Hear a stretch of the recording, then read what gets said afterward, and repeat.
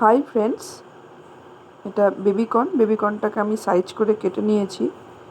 দিয়ে গরম জল ফুটতে দিয়েছিলাম, তার মধ্যে সামান্য নুন দিয়ে এই বেবিকর্নগুলোকে আমি সেদ্ধ করে নিয়েছি।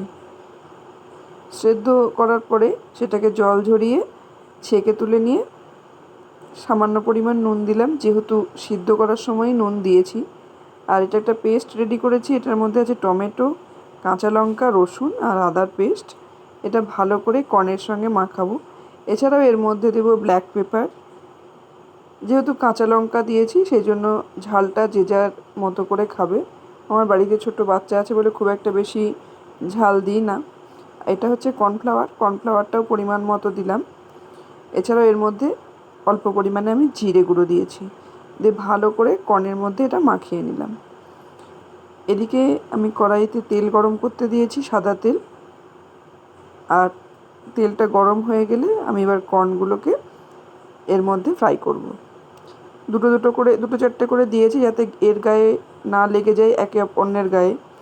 এইভাবে লাল লাল করে ভেজে নেব। মিডিয়াম টু লো হিটে ভালো করে ভাজবো এটাকে। আমার ভাজা প্রায় কমপ্লিট। দেখো ঠিক এরকম করে করেছি আমি।